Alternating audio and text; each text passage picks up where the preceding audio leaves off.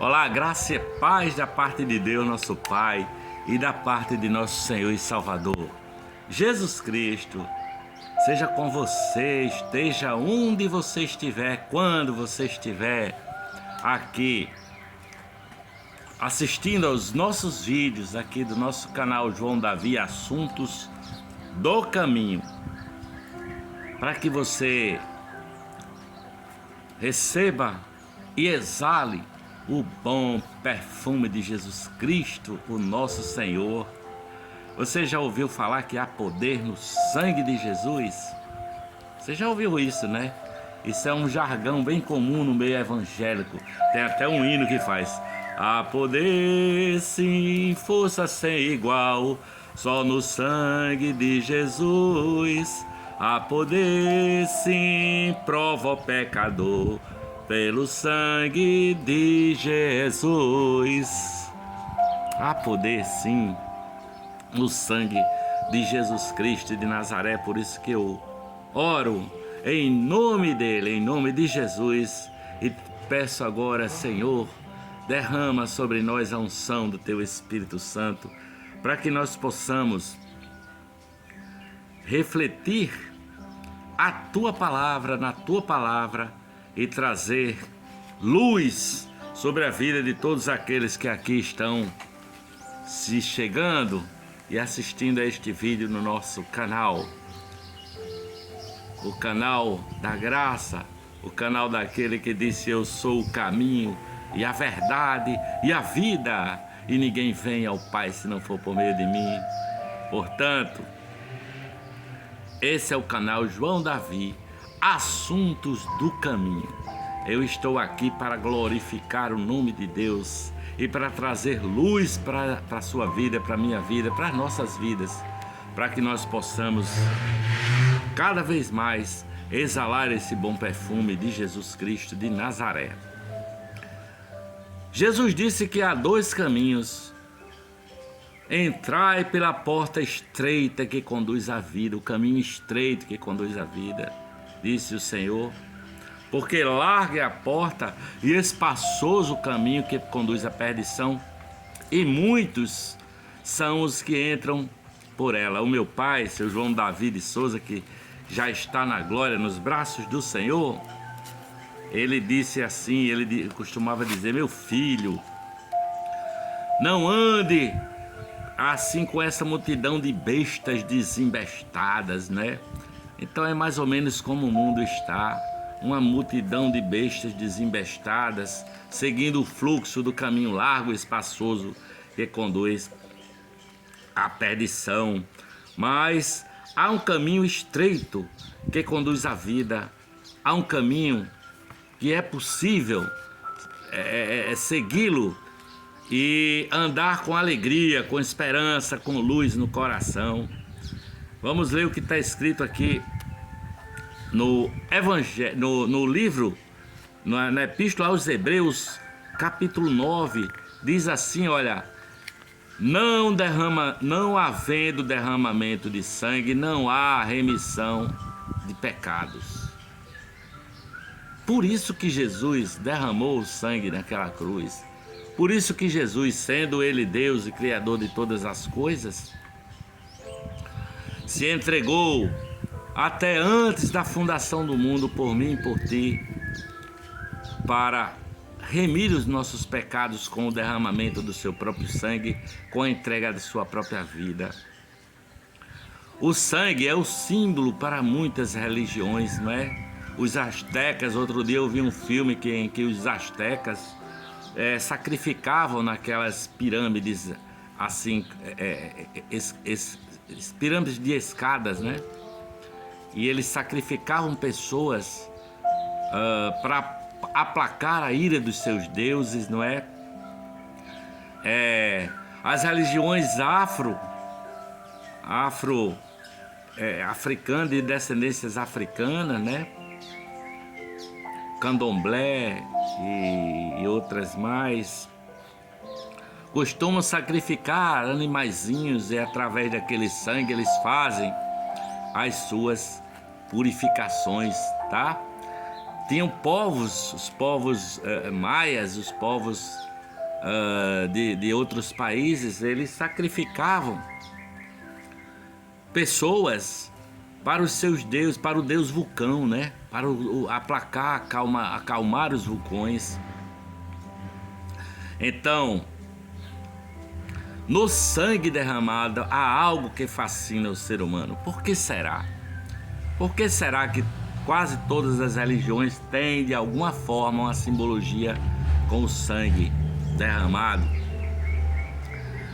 Os judeus, o povo de Israel, não é, ofereciam milhares de animais, touros, carneiros, rolinhas, passarinhos, né, de acordo com a posição econômica, social de cada um.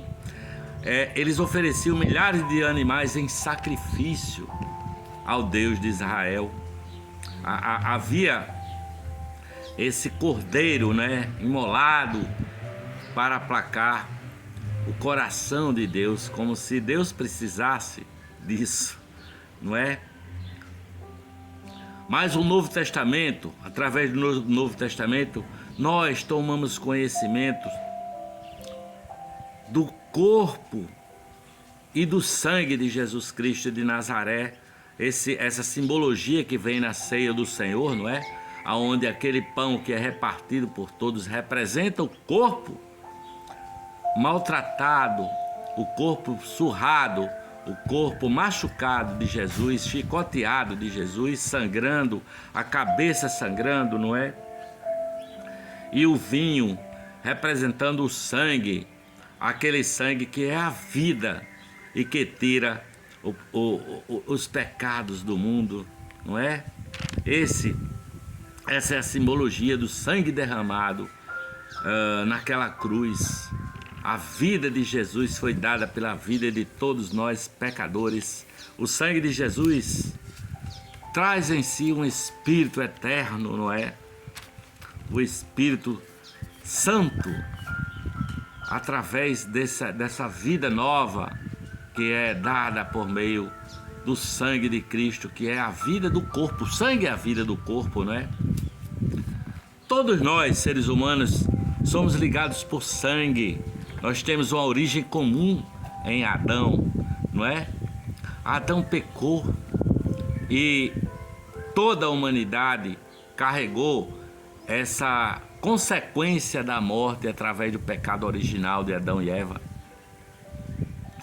Então nós morremos e vivemos afastados do coração de Deus, afastados do Éden. E o Éden é essa vida fascinante. O Éden não precisa ser um lugar com um rio corrente, árvores frutíferas para todo lado e bichinhos caminhando para lá e para cá. Leões, elefantes, leopardos, girafas. Não necessariamente. O Éden pode ser essa comunhão, essa paz que existe nos membros que fazem parte de um corpo também, do corpo de Jesus Cristo. Porque assim como o sangue de Adão corre em nossas veias e o pecado entrou no mundo por meio dele, de Adão, e por meio dele, por meio do pecado, a morte entrou no mundo e chegou até nós, através da morte física, não é? Existe a morte física, existe uma morte, segunda morte, que é considerada a morte eterna, para aqueles que são separados de Deus, que passam a vida separados de Deus. E, na verdade, todos nós caímos em Adão, caímos com a queda de Adão, sabe? Você pode ter tudo. Outro dia, a minha esposa estava assistindo, eu estava com ela assistindo aqui um seriado sobre a monarquia, a coroa britânica, né? A monarquia lá da rainha Elizabeth. E ela constatava no seriado que nós estávamos assistindo a profunda tristeza de alguns nobres de sangue real daquela família. Pessoas que tinham tudo, tinham poder, que podiam viajar o mundo inteiro, podia ter o carro que quisesse, aviões e tudo mais, e honras e glória do mundo, não é? Mas pessoas extremamente tristes, pessoas sem paz, pessoas mortas espiritualmente, sem vida em si mesmo, porque o pecado nos envenenou a todos. Não há um sequer que entenda segundo a palavra, não há ninguém que faça o bem. Todos se tornaram inúteis, imundos, e o pecado nos envenenou e nos sentenciou à morte. Mas Deus amou o mundo de tal maneira que deu o seu Filho unigênito, para que todo aquele que nele crê não pereça, mas tenha a vida eterna, sabe? Essa foi a maneira como que Deus amou o mundo. Quem crê nele não será condenado, já está salvo, porque foi lavado pelo sangue de Jesus. Eu tive outro dia vendo um depoimento de alguém que teve uma EQM. Era um sujeito que era ateu, né? Ele não acreditava em nada transcendente, muito menos em Jesus de Nazaré, em Deus, e nada disso. Mas em uma circunstância ele teve uma morte, por algum momento ele morreu numa UTI de hospital. E na EQM dele ele encontra com Jesus Cristo na glória. O ateu que não acreditava encontra com Jesus, e de uma certa forma um filme passa rapidamente numa tela na frente dele, na região onde ele está durante a EQM, e Jesus está do lado dele, e ele reconhece que é Jesus, embora nunca tenha crido. E em algum momento ele, pelo filme, ele pensa: puxa, lá vem aquela cena que eu não queria que ninguém visse, muito menos Deus, né? Muito menos Jesus. E as primeiras cenas dos pecados vergonhosos dele, quando vão aparecer, a tela fica manchada de vermelho, e aquela mancha não deixa aparecer nenhuma das cenas vergonhosas dele. E ele diz assim: Senhor Jesus, o que aconteceu com estas cenas aí? E Jesus disse: eu não me lembro delas. Eu nem me lembro. Para mim elas não existem. Esse vermelho é o meu sangue aí, ó. O sangue de Jesus purificou de todo o pecado, tá? Porque Deus, ele vestiu o homem, não é? Quando Adão e Eva, quando eles pecaram e se esconderam da face de Deus e perceberam que estavam nus e se envergonharam, porque antes eles estavam nus e estava tudo certo, não tinha problema. Deus os vestiu com pele de animais. Deus sacrificou animais, não é? E cobriu a nudez dos primeiros homens com o sangue. Ou você está coberto pelo sangue de Jesus Cristo, o Cordeiro Eterno, ou você está tentando vestir folha de figueira, sabe? Saiba, você não pode comprar a entrada no céu. Você não tem esse poder. Nenhuma das suas obras de caridade vai te dar essa convicção, essa entrada no céu. Você pode ser uma pessoa religiosa, sabe? Mas Deus ensinou que sem derramamento de sangue não há salvação, não é? Lembra-se de Abel.